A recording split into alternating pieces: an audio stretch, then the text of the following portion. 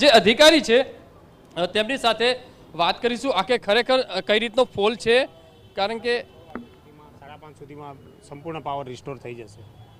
Sir કયા કારણસર light ગઈ હતી?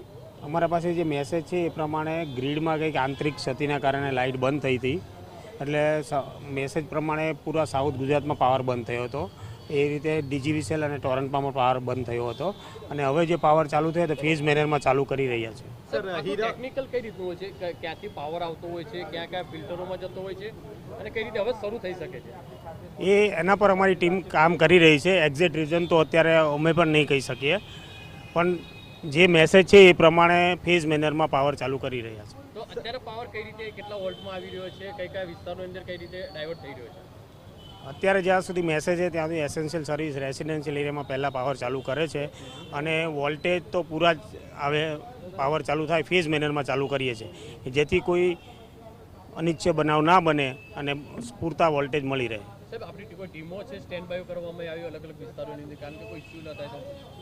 એકચ્યુઅલી ગ્રીડ ટ્રીપ થાય પછી અમારા EHV સ્ટેશનથી જ અમારા SCADA system through power on phase મેનરમાં સ્ટેપ બાય સ્ટેપ કરતા હોય છે.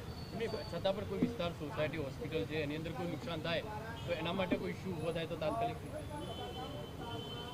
ગ્રીડના કારણે એવું કોઈ ઇસ્યુ નથી થતો. અમારો આ સ્કાડા પૂર્વ જે અમારા 66 kV સબસ્ટેશન છે ત્યાંથી જ અમે ફેઝ મેનરમાં પાવર ચાલુ કરીએ છીએ.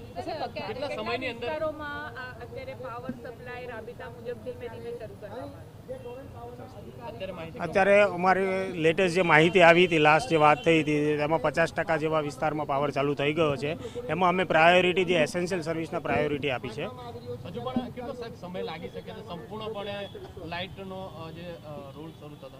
જે અમારી પાસે મેસેજ છે એ પ્રમાણે 6 વાગ્યા સુધીમાં 99% પાવર ચાલુ થઈ જશે. જે રીતે અધિકારી કહી રહ્યા છે કે 6 વાગ્યા સુધીની અંદર સંપૂર્ણપણે લાઇટ છે તે તમામ વિસ્તારોની અંદર શરૂ થશે તેવું અધિકારી અને જેના કર્મચારીઓ છે ટોરન્ટ પાવરના તે કહી રહ્યા છે. જી, અને એ પણ જાણવું છે કે આજે સોર્સ લાઇન 400 kV જે છે લાઇન છે જ્યાંથી આ ટેકનિકલી એક ખામી સર્જાઈ, જે ફોલ્ટ ત્યાંથી ઊભો થયો છે, ત્યાં જે લોકો કામ કરી રહ્યા છે તેમની સાથે આ જે ટોરન્ટ પાવરમાં જે બેઠેલા અધિકારીઓ છે, શું છેલ્લે વાત થઈ તેમની સાથે? આ જે ક્ષતિ થઈ છે, ફોલ્ટ જે થયો છે આગળ જતા ન થાય, શું અત્યારે ડેવલપમેન્ટ ત્યાં થઈ રહ્યું છે ઓવરઓલ?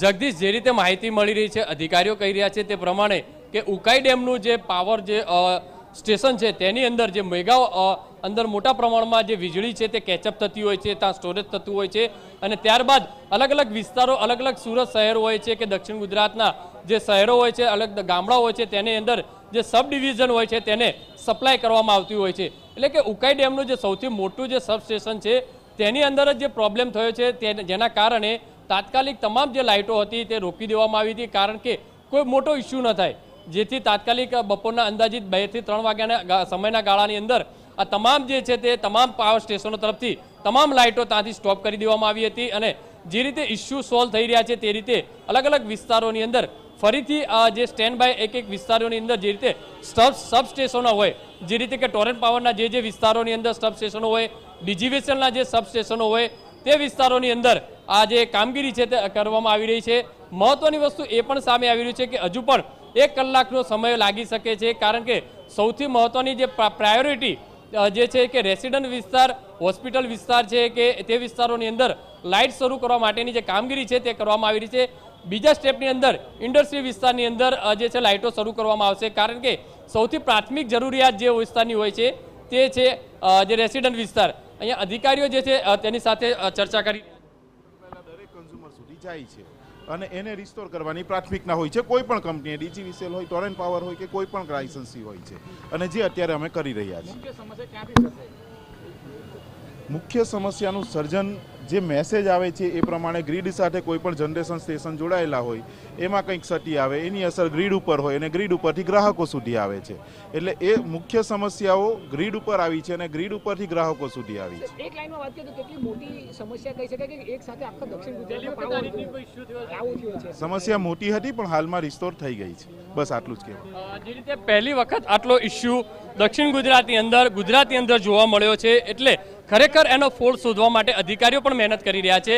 એટલે જગદીશ, હજુ પણ 6 વાગ્યાના અરસાની અંદર તમામ જે છે લાઇટ છે તે રાબેતા મુજબ થાય તે માટેનો પ્રયત્ન છે તે સબ ડિવિઝનો દ્વારા કરવામાં આવી રહ્યો છે જી.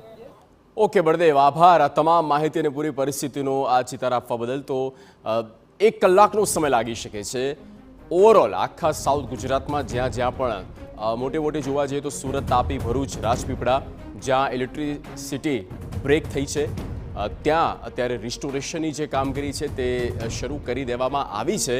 1 કલાકની અંદર સંપૂર્ણ આખા દક્ષિણ ગુજરાતમાં ઇલેક્ટ્રિસિટીનો જે સપ્લાય છે, ચેઇન છે તે એક્ટિવ થઈ જશે તેવું પણ ટોરેન્ટ પાવરના જે અધિકારીઓ છે તેઓ જણાવી રહ્યા છે. ગ્રીડમાં કંઈક ક્ષતિ થઈ અને તેના કારણે એ જે ફોલ્ટ છે તેની અસર લોકોના ઘર સુધી જોવા મળી, ગ્રાહકો સુધી પહોંચી છે. પણ આવું ભાગ્યે ક્યારેક થતું હોય છે. સ્ટેટ લોડ ડિસ્પેન્સ સેન્ટર છે જાંબુઆમાં, ત્યાં લાઇન ડ્રીપ થઈ અને વીજળીનો જે આખો પુરવઠો છે તે ખોરવાયો, આખી સપ્લાયઝ એ બ્રેક થઈ અને ત્યાર પછી શું થયું તે આપણે એ દ્રશ્યોમાં પણ બતાવી રહ્યા છે. પણ એ લોકોને આશ્વાસન આપવામાં આવ્યું છે, આશ્વસ્ત કરી દેવામાં આવ્યા છે કે 1 કલાકનો સમય લાગી શકે. 6 વાગ્યાની આસપાસ આખા દક્ષિણ ગુજરાતમાં જે ઇલેક્ટ્રિસિટી છે તે એક્ટિવ થઈ જશે, સપ્લાય છે તે ચાલુ થઈ જશે.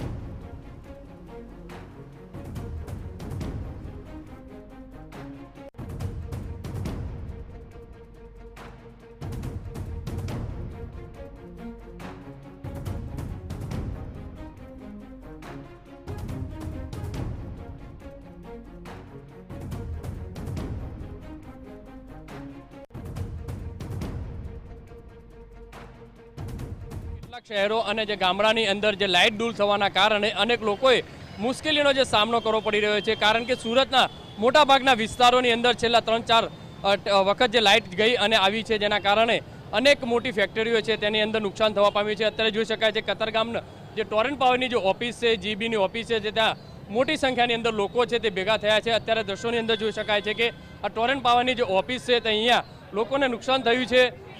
શું ઘટના બની છે, કેટલું નુકસાન?